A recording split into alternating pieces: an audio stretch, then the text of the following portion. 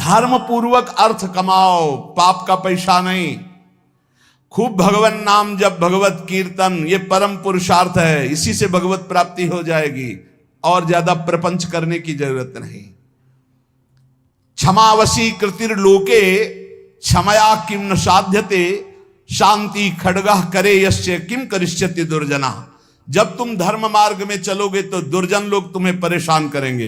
तुम्हारे पास ढाल और तलवार है जैसे, तो शत्रु को परास्त कर दोगे, उसके वार को सह लोगे। तो ढाल क्या है? क्षमा। आपको जब कोई गाली दे, अपमान करे, तो अपने भजन को बचाने के लिए क्षमा रूपी ढाल का प्रयोग करो।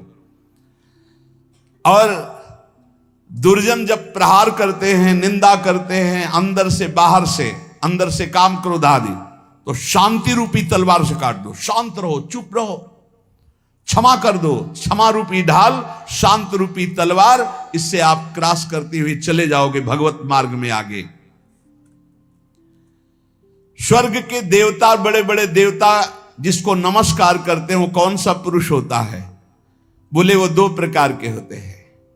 एक होते हैं जो बलपूर्वक दंड देने में क्षमता रखते हैं, पर उनका अपमान निंदा करो वो सह लेंगे, और निर्धन होने पर भी, अवसर आने पर सब कुछ लुटाने के लिए तैयार हैं। इन दो पुरुषों को बड़े बड़े देवता भी नमस्कार करते हैं। गरीब होने पर भी दान देने का उत्साह, और बलवान होने पर भी सहनशीलता।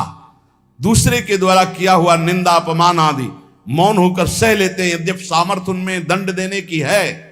गरीब होते हुए भी दूसरों को खिलाने पिलाने, दान देने का उत्साह, इन दो को बड़े बड़े देवता भी नमस्कार करते हैं। द्वांभसी निवेष्टव्यो गले बद्ध्वा दृढ़ाम शिलाम, धनवंत मादातारम दरिद्रम चा तपस्विनम।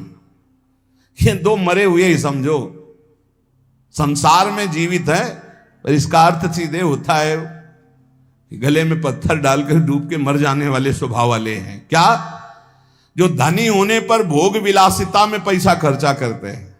एक होटल में गए, लाखों रुपए खर्चा कर दिए। अरे 250 ग्राम आटा नहीं खा सकते हो? कितने का 250 ग्राम आटा होता है? 1-2 कटोरी दाल सब्जी ले लो, 2-4 रोटी ले लो, खा लो। प्रकृति के पैसे को बर्बाद करते हो। 5 लाख उड़ाया है, 5 लाख में 500 आदमी खूब बढ़िया भोजन पाते और बढ़िया स्वस्थ रहते। ऐसे विचार करना चाहिए। दुर्गति किनकी होती? जिनको इस जन्म में धन मिला और वो दूसरों की सेवा में, भागवतिक सेवा में न लगाकर भोगों में लगाते हैं। पीछे वाले श्लोक में था, कह रहे द्वाविमौ पुरुषो राजन स्वर्गस्योपरि तिष्ठितः प्रभुश्च क्षमया युक्तो दरिद्रश्च प्रदानवान। जो गरीब होकर दूसरों को दान देने का उत्साह रखता है वो, और जो बलवान होने पर दूसरों को क्षमा कर देता है वो, इन दो को देवता भी नमस्कार करते हो। देवलोक के भी ऊपर गति पाने वाला है। और इन दो को, जो धनी होने पर, धन होने पर भी साधु सेवा, गौ सेवा, भक्त सेवा या समाज सेवा में ना देकर वो उड़ाता है नाना प्रकार के काम भोग, विषय भोग, मनोरंजन में। ऐसा नहीं कि प्रकृति का धन तुम्हें मिला, तुम उसके स्वामी जो चाहो कर लो। तुम सिर्फ मुनीम हो, स्वामी तो भगवान है। हिसाब से चलो, नहीं सब छीन लिया जाएगा। जो धनी होने पर मदांध होकर गलत जगह धन खर्चा करता है, मैं इसका स्वामी हूं, और सही ढंग से उसका खर्चा ने, सो धन धन्य प्रथम गति जाकी। अरे कितने ऐसे बीमार लोग हैं जिनके पास अर्थ व्यवस्था नहीं। कितने भूखे लोग ऐसे हैं जिनके पास भोजन व्यवस्था, हम कह रहे हैं बहुत वास रहित लोग हैं जिनकी वास व्यवस्था नहीं। तुम्हारे पास धन बड़ा है, अरे कितने कितने करोड़ ऐसे मनोरंजन में, पूरे भारत में एक एक कुटिया बना दो, एक एक गांव में तो एक एक परिवार तो रह जाएगा। धन का सदुपयोग है दूसरों के सुख में लगाना, अपने मनोरंजन में लगाना नहीं। अपनी आन बान शान किसमें है? भगवान प्रसन्न हो जाए, इसमें नहीं है कि संसार जान जाए कि हमने इसके लिए इतना पैसा खर्चा किया। दुर्गति होती है। धन अगर वो धर्म विरुद्ध आचरणों में जा रहा तो तुम स्वामी के द्वारा दिए हुए धन का अपमान करो। तुम स्वामी नहीं हो, लक्ष्मीपति नारायण है, तुम थोड़ी हो। तुम तो मुनीम हो, तुम्हें केवल पुण्य बल से उतना अधिकार मिला है, छीन लिया जाएगा, देख लेना। इसी जन्म में दोनों क्रियाएं देखी गई। मदोन्मत्त हो जाने से श्री वैभव अंतर ध्यान हो जाता, खत्म खेल, पूरा जीवन जेल में काटो।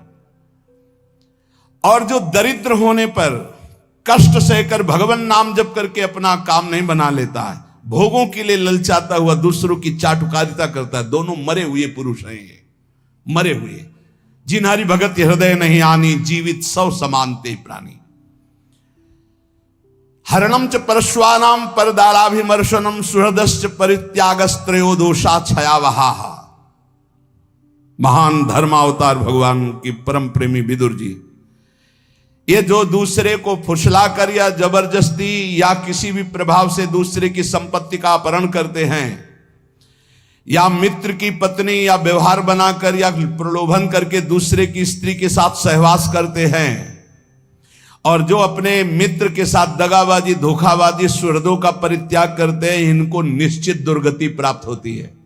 ध्यान से सुन लो, यही निर्णय करने वाले हैं। धर्मराज का सीधा अवतार विदुर जी हैं और धर्म का अंशावतार युधिष्ठिर जी हैं। सीधा धर्मराज ही आए हैं विदुर जी के रूप में। वही कह रहे, हरणम च परश्वानाम परदाराभिमर्शनम, में बहुत बड़ा पाप है अपनी भागवतिक पद्धति से स्वीकार की हुई अर्धांगिनी के सिवा किसी माता बहन की, वो तुम्हारी दुर्गति कर देगा, या अपने पति के सिवा किसी और, वो तुम्हारी दुर्गति कर देगा। परदाराभिमर्शनम, आयु क्षीण हो जाती है, श्री क्षीण हो जाती है। आपको लगता है, कहते हैं कुछ लोग ऐसा कहते हैं कि आप जो जो वर्णन करते हो सब उसमें बड़े मौज से है। तुमको बताया है आखिरी इच्छा पूर्ति की जाती मरने वाले की। इनकी आखिरी इच्छा है तुम अजर अमर तो हो नहीं तो देख लेना इनकी क्या गति होगी। भैया 2-4 बार डकैती से सफल हो गया तो लाखों रुपया उड़ा रहा, तुम कह रहे हो बड़े मौज में, और जिस दिन पकड़ा जाएगा ना और फिर जब दंड उसको मिलेगा तब आप देखने नहीं जाओगे कि उसको क्या क्या दंड मिलता है। ऐसे ही जब यमपुरी में जीव जाता है यहां से कर्म करके, तो शास्त्रों में पढ़ो, तुम्हें शास्त्रों तक पहुंच नहीं और विश्वास नहीं तो तुम मानते नहीं हो कि नरक है। जो दूसरे का धन अपहरण करता है, दूसरे की स्त्री का संसर्ग करता है, मित्र बना करके व्यवहार बना करके पराई स्त्री के साथ सहवास करता है या पराय पुरुष से सहवास करता है, जो अपने सुहृद मित्र को धोखा देता है, परित्याग करता है, ये सब नरक जाने वाले पाप हैं। भक्तम च भजमानम च तवास्मीति च वादिनम त्रिनेतात शरणम प्राप्तान विस्मेपि न संत्यजे। जो तुम्हारा भक्त हो, तुम्हारी सेवा में रहा हो और एक बार हृदय से कह दिया कि मैं आपकी शरण में हूं, ऐसे 3 प्रकार के मनुष्यों के संकट आने पर पूर्ण रूप से सहयोग करना चाहिए। गृहस्थ में अपने कुटुंब में जो सबसे बूढ़ा हो उसको सबसे पहले भोजन देना चाहिए, धर्म का आदेश है। यहां बहू और लड़का कॉफी और समोसा और चाय छान रहे हैं और बूढ़े टुकुर टुकुर हेर रहे हैं। अगर कुछ कहें भी तो डांट देंगे, तुम्हें घर में तो रहना है, बना लेना चाय पी लेना, हमें ऑफिस जाना है। और ज्यादा बात किए तो 2-4 थप्पड़ मार दिए मां के पिता के। कुटुंब में सबसे पहले भोजन का अधिकार किनको है? गरम गरम भोजन बना के पहले वयोवृद्ध, फिर दूसरा अधिकार बच्चे, फिर तीसरा अधिकार अपने जो आए हुए जन हैं, जो घर के जन हैं। बनाने वाला सबसे बात के, ये नहीं कि बनाने वाला पहले चक छान के फिर जो मनाया सो परोस दिया। ये वो रसोई में कभी कमी नहीं हो सकती जो ऐसी रसोई होगी।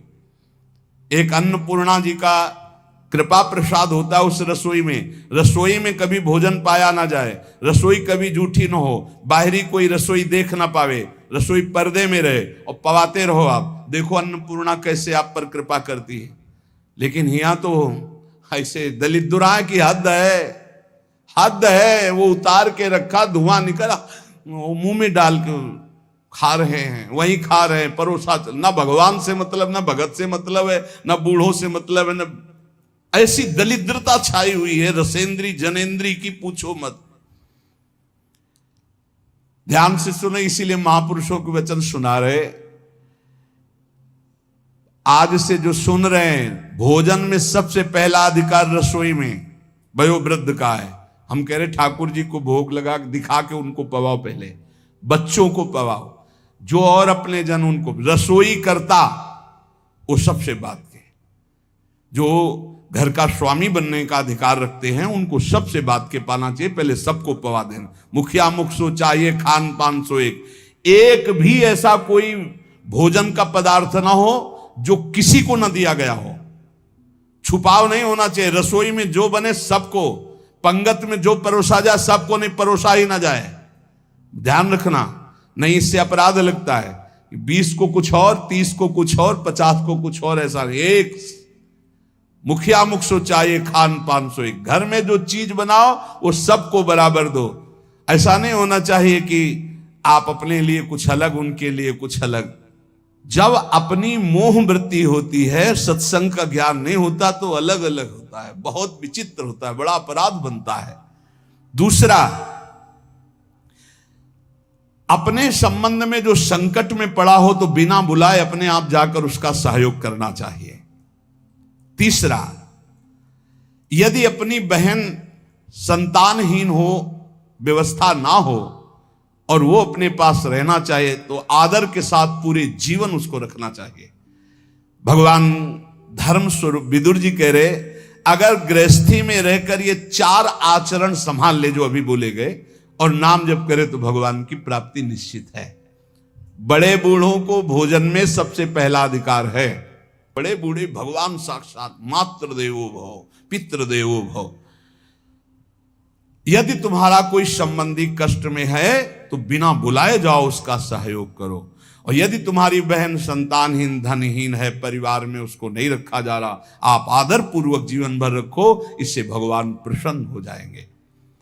षट दोषा पुरुषेणे हातव्या भूतिमिच्छता, निंद्रा तंद्रा भयम क्रोधम आलस्यम दीर्घ सूत्रता। ये 6 दोष जिसमें होते हैं उसे भगवत सिद्धि प्राप्त नहीं होती। परमार्थ की उन्नति चाहने वाले, भगवान को प्राप्त करने वाले को ये 6 दोष त्याग देना चाहिए। महात्मा विदुर जी कहते हैं क्या? पहले निद्रा त्यागने का मतलब उचित निद्रा, 4 घंटे 5 घंटे। इसके बाद 6 घंटे उसके आगे जुड़ता है जो बहुत मेहनत करता है। 7 घंटे उसके आगे जुड़ता है जो गृहस्थी में है, थोड़ा भी परमार्थ में अगर अभी चलना शुरू किया है। इसके आगे जो सोते हैं वो भगवान जाने। और कलयुग की रीत ऐसी हो गई, वो कह रहा था कि हम सबको नरक पहुंचाएंगे। सूर्य उदय होते समय जो सैया में पड़ा सोया होता है, उसकी बुद्धि, उसकी स्त्री, कीर्ति, आयु, ये सब नष्ट होता है। और प्रायः इस समय हमें लगता है कि 100 में 30 जगते होंगे और 70 सोते होंगे सूर्य भगवान के उदय होने, या और प्लस हो सकता है, और प्लस हो सकता है। 4 बजे जग जाए वो तो बहुत बड़ी बात है। हम कह रहे हैं 5 बजे, हम कह रहे हैं ऐसे जग जाओ कि सूर्य भगवान उदय हो रहे हैं, आप जल्दी से नहा धो के 2 चुल्लू अर्घ तो दे दो। भुवन भास्कर पधारे, अर्घ देने की तो बात जाने तो 11 बजे दिन तक सोते हैं। हमें लगता है इनकी जिंदगी क्या है जो 11 बजे दिन तक सोते। 11 बजे तो विश्राम का समय दूसरा आ जाता है। 1 बजे रात के जगे तो 11 बजे तो थोड़ा विश्राम का समय आ जाता है। ये 11 बजे तक जगते होंगे तो राजभोग कब पाते होंगे?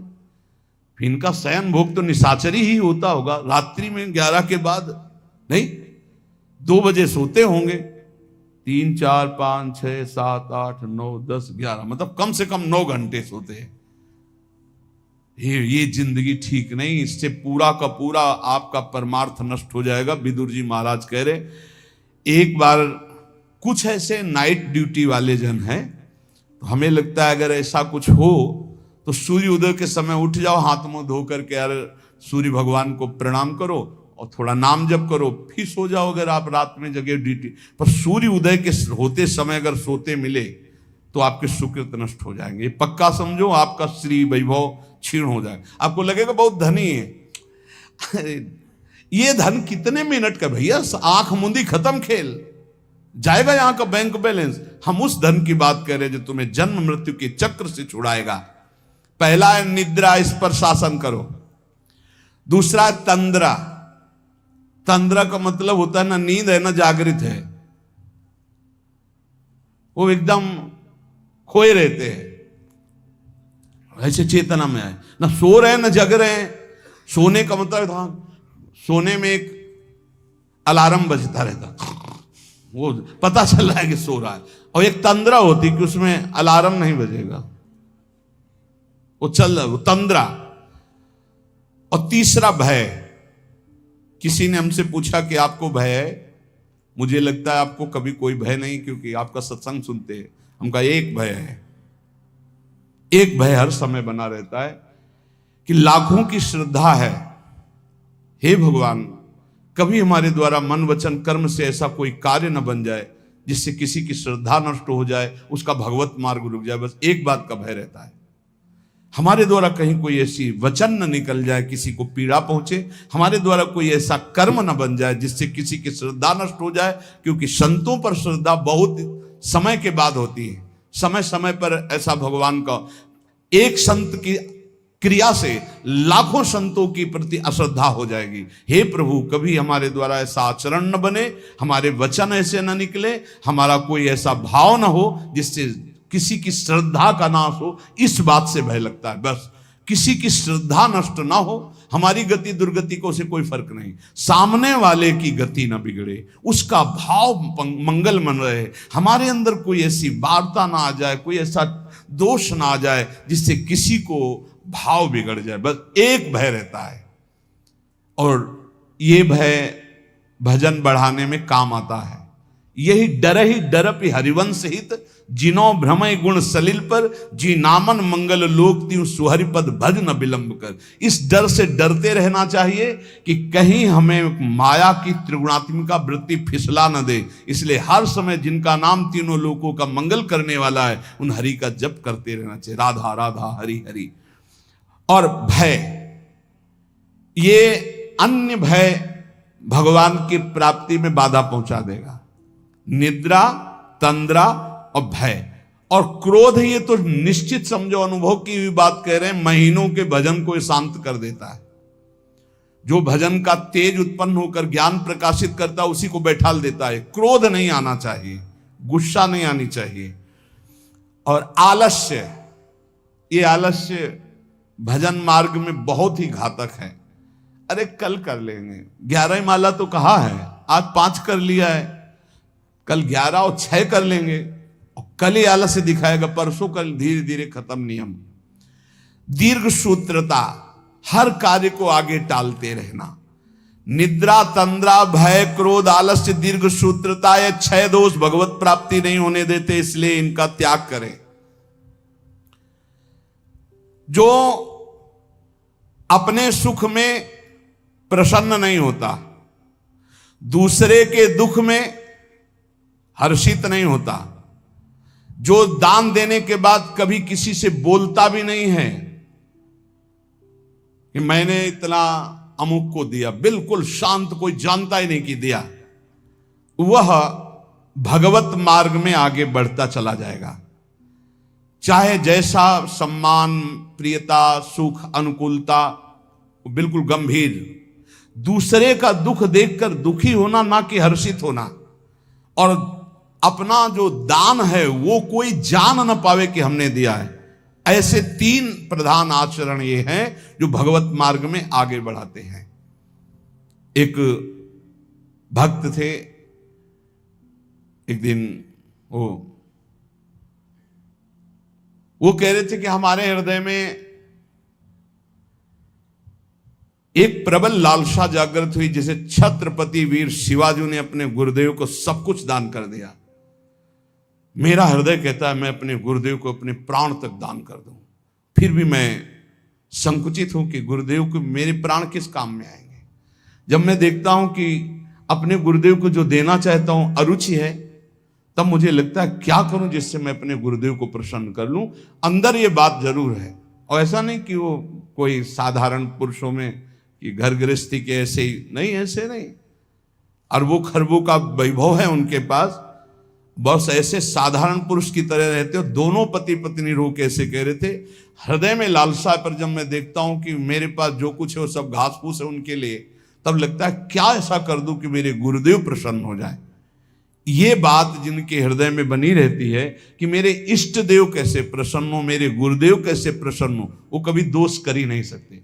बोले मुझे कभी कुछ नहीं चाहिए, न परम पद चाहिए, न कुछ भागवतिक चाहिए, न लौकिक चाहिए, आपकी केवल मुस्कुराहट चाहिए कि मेरे गुरुदेव प्रसन्न रहे। बस इसी बात से मैं जलता रहता हूं कि मैं क्या करूं जिससे मेरे गुरुदेव प्रसन्न हो जाए। ये बात जिनके गुरु प्रसन्न तो साहवन कूला मिटी सकल कल्पित भयशूला। जो समुद्र पर्यंत पृथ्वी का वैभव प्राप्त होने पर भी खुश नहीं होता, ये खुशी का विषय नहीं। खुशी का विषय है भगवान की प्राप्ति होना। जो प्रचुर धनराशि का स्वामी होकर भी उसका भोग नहीं करता, अपनी इंद्रियों को वश में करके उतने उचित, एक हमने देखा बड़ा वैभव था लेकिन वो उतना ही प्रयोग करते थे जितना, अगर उनको 100 ग्राम पानी की जरूरत है तो 5 ग्राम पानी भी एक्स्ट्रा नहीं गिरने देंगे। कहते हैं प्रकृति का है ये, उतना ही लो जितना आपको जरूरत है, बिजली उतना ही लो जितनी जरूरत है, वस्तु बहुत है लेकिन उतना ही प्रयोग करो जितना जरूरत है, वो प्रकृति की है, भगवान ने आपके हिस्से में दी, ये प्रकृति की सेवा में लगा दो। समुद्र पर्यंत पृथ्वी का वैभव, प्रचुर धनराशि का स्वामी होकर भी जो अपनी इंद्रियों पर अधिकार रखता है, फूला नहीं होता, अभिमान नहीं करता, उचित प्रयोग करके दूसरों की सेवा में लगाता है, वो भगवत प्राप्ति के लिए आगे बढ़ जाता है। और जो उसका इंद्रियों के वश होकर भोगों में व्यतीत करता है, वो ऐश्वर्य से भी भ्रष्ट हो जाता है और दुर्गति को प्राप्त होता है। अनुसूयायां आर्जवम शौचम संतोषा प्रिवादिता दमः सत्य मनायासो न भवंती दुरात्मनाम। किसी के गुणों में दोष ना देखना, सरल स्वभाव रखना, पवित्र वस्त्र, पवित्र शरीर, पवित्र विचार रखना, संतोष, प्रिय वचन, इंद्रियों को भोगों से हटाना, सत्य भाषण करना और क्लेश तनिक भी मन में ना आने देना, संतुष्टायन के हर स्थिति में प्रसन्न रहना सीखो। बोले ये भगवत प्राप्त होने वाले पुरुष के लक्षण हैं। फिर देख लो, किसी के गुणों में दोष ना देखना, अर्थात किसी में दोष दर्शन ना करना, किसी में भी। एक ने 2-3 दिन पहले एकांतिक में प्रश्न किया कि हमारा संतों के प्रति दोष दर्शन होता है, क्यों? क्या आपको दोष दर्शन होता है? क्या आप संतों से? पता नहीं, ऐसे मन हमारा नहीं। तुमका तुम्हारा मन पापी है इसलिए दोष दर्शन करता है, पाप है तुम्हारे अंदर इसलिए दर्शन होता है। अगर पवित्र हो जाए, भी चश्मा ठीक हो तो देखो आप। बोले कई बार जैसे सत्संग सुनते हैं, सब बातें सुनते हैं तो विश्वास नहीं होता, तो अशुभ कर्म करने वाले को विश्वास होगा, पापात्मा को विश्वास होगा। पापवंत कर श्रेष्ठ स्वभाव भजन मूर्ति भाव न काओ। अशुद्ध आचरण करोगे, दूसरों पर दोषारोपण करोगे। अभी अपना चश्मा ठीक कर देख, भगवान के सिवा कोई नहीं है, सच्चिदानंद प्रभु के। बोले मन मेरे वश में नहीं। हम कहा नहीं, उसको डांटिए। बोले भी नहीं है वश में, तो हम कहा आप अपनी बेटी की तरफ गंदी दृष्टि से देख सकते हो? बोले नहीं। उनका बहन की तरफ? बोले नहीं। तो गुरु की तरफ कैसे देख सकते हो? केवल बकवास। ऐसा तुम्हारा मन है? अगर ऐसा मन है कि जो तो फिर ऐसा भी कर सकता है, नहीं तो फिर ऐसा कैसे कर सकता है? शासन में एक तरफ छूट दे दो, एक तरफ उसको नहीं, ऐसा नहीं।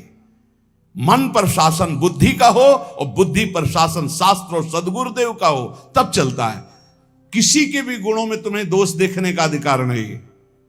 तुम अपने दोष देखो। बुरा जो देखकर मैं चला, बुरा ने मिलिया कोई, जो दिल खोजूं आपनो तो हम सब बुरा न हो। पक्की बात है, ईमानदारी से। अगर बुराई देखने चलो तो अपने हृदय रूपी महल में घुस के देखो तो अभी पता चल जाएगा। अनसूया, किसी के गुणों में दोष देखना है सबसे बड़ा छिद्रान्वेषण, सबसे बड़ा भगजन मार्ग में बाधक भाव है, कभी इसको अंदर मत आने देना। आ जाए तो तत्काल प्रभु से प्रार्थना करना। सरल स्वभाव रखो, पवित्र वस्त्र रखो, पवित्र शरीर रखो, पवित्र विचार रखो, संतोष भाव रखो, प्रिय वचन बोलो, इंद्रियों को खुला मत छोड़ो, सत्य भाषण, क्लेश सहो, जितने भी दुख आवे आनंद पूर्वक सहो। तो बोले ऐसे लक्षण भगवत प्राप्त महापुरुषों में। अब वो भगवत प्राप्ति करने वाला है या भगवत प्राप्त होने ही जा रहा है, जिसके अंदर ये लक्षण आ जाते हैं और भजन परायण रहता है। हिंसाम बलम साधु नाम राज्ञाम दंड विवर्ध बलम शुशुषातु बलम स्त्रीणाम क्षमा गुणवताम बलम। दुष्ट पुरुष कटुक वचन और मारपीट करके अपना बल दिखाता है, लेकिन जो साधु पुरुष होता है वो मुस्कुराकर सहकर अपने बल का दर्शन कराता है। बलवान कौन? जो दूसरों के द्वारा कटु वचन विपरीत व्यवहार करने पर भी मुस्कुरा के चला जाता है, वही गुणवान है, वही बलवान है, वही क्षमावान है।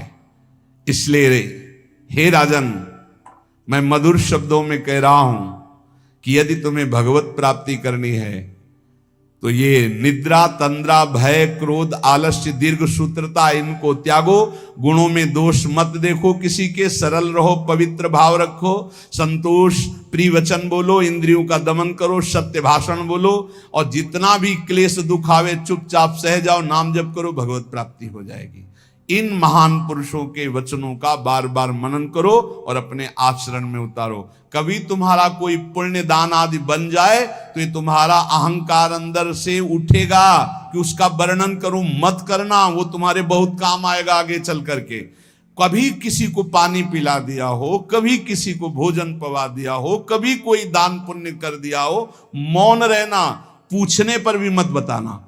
कोई पूछे वृंदावन गए थे, कुछ तो खवाया पिया होगा संतों को, मत बोलो अरे हमारे को खाने को नहीं, हम दूसरे को क्या खवा देंगे, हम ही को भगवान पवा रहे हैं। ऐसे अपने पुण्य को छुपाओ, और अगर कोई संत महापुरुषों का समागम मिले तो भगवत प्राप्ति के योग्य जो वचन निकल रहे उनको ऐसे पकड़ो जैसे कोई गरीब आदमी संपत्ति को पकड़ता है, और उन वचनों का बार बार मनन करो। तो जैसे पात्र को मांजा जाता है तो निर्मल हो जाता है, ऐसे जब हम सत्संग के वचन चिंतन करते हैं तो हमारा मन, हमारा बुद्धि, हमारा चित्त, हमारा अहंकार ये निर्मल होने लगता है। निर्मल अहंकार भगवत स्वरूप है। इसलिए खूब नाम जप करो, सत्संग का मनन करो, और इसी जन्म में हम भगवत प्राप्ति करें ऐसा निश्चय करो। शेष चर्चा आगे। श्री राधा वल्लभ लाल। थैंक यू सो मच दोस्तों, हमारे वीडियो को लाइक और सब्सक्राइब करने के लिए दिल से धन्यवाद। हम यही कहेंगे दोस्तों कि इस कलयुग में कुछ भी कीजिए, भगवान का नाम जप जरूर कीजिए, भगवान का आराधना जरूर कीजिए, क्योंकि यही एक रास्ता है जो इस कलयुग में आपका उद्धार कर सकता है। राधे राधे।